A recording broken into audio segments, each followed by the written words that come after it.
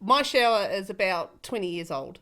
It's definitely got a lot of water spots on it. I've tried everything to try and get it off. I've used all the products and suggestions that you read about, all the wives' tales that you read about, acid products, abrasive cleaners and scrubbing it, and I knew it wasn't going to come off.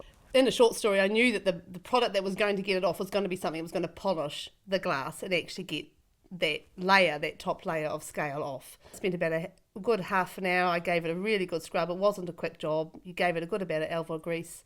And when I finally got it clean, I just went, oh my God, it worked.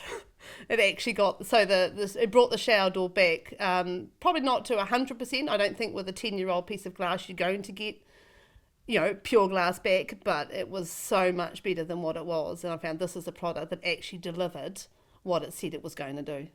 So I was pretty impressed.